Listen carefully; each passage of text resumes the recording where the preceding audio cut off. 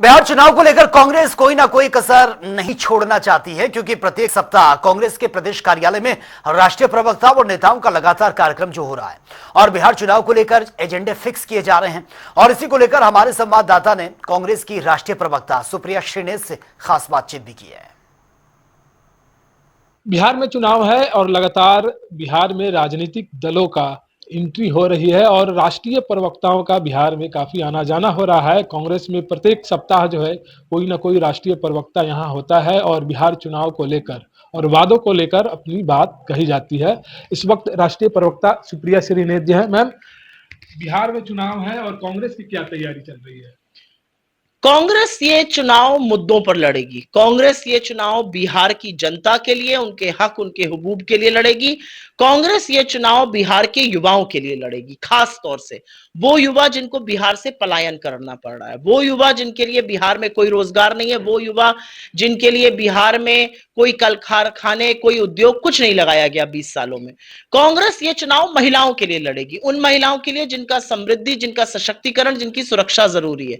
कांग्रेस ने मन बना लिया है कि ये चुनाव हम मजबूती से लड़ेंगे, मुद्दों पर लड़ेंगे और इनकी शिकस्त होगी। 20 साल से सत्ता में जिन घटक दलों की सरकार है उनकी जवाबदेही है।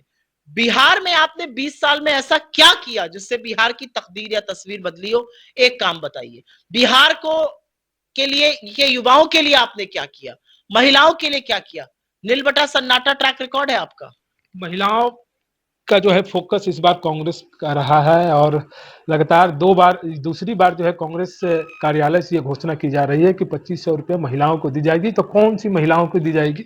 माई बहन हमारी योजना है जिसमें हम 2500 रुपए प्रति महीना पात्र महिलाओं को देंगे, जिससे महिलाओं का सशक्तिकरण होगा, उनकी समृद्धि होगी, उनका थोड़ा स्वावलंबन होगा, वो और सुरक्षित बनेंगी। ये इतिहास गवाह है कि जब जब और सामाजिक परिस्थिति गवाह है कि महिला के हाथ में जब पैसा आता है तो महिला उस पैसे से अपने परिवार की समृद्धि, अपने परिवार की खुशहाली, बेहतर स्वास्थ्य, बेहतर शिक्षा, बेहतर सुरक्षा पर फोकस करती है। और वही बिहार में भी होगा। हमारा एक ट्रैक रिकॉर्ड रहा है। हमने कर्नाटका में ये वादा किया था, हमने गृह लक्ष्मी वहां पे पूरी करी। हमने हिमाचल में प्यारी सुख बहना का वादा किया था, वहां पे पूरा किया। हमारी दिल्ली की शीला जी की सरकार थी 2008 में, लाडली योजना लॉन्च हुई, वहां पर हमने ये वादा पूरा किया था।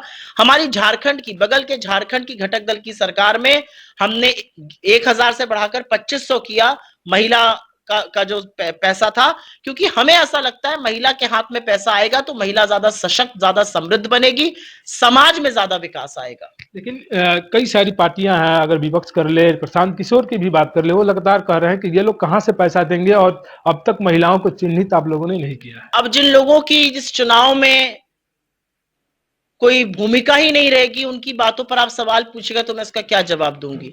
कांग्रेस एक ऐसी पार्टी है जो कोई भी जब अनाउंसमेंट करती है तो बजट को स्टडी करके, सारे नंबर्स देख के, आंकड़ों का ज्ञान हमें है, हमने आंकड़े देखे हैं।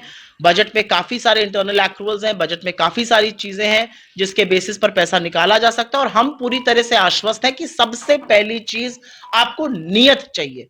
हमारी नियत है ये करने की और हम ये करके दिखाएंगे। आरजेडी ने भी घोषणा किया है, खुद तेजस्वी यादव का जो है बड़ा सा पोस्टर लगा है और कई दिनों से कह रहे हैं माई बहन योजना देंगे।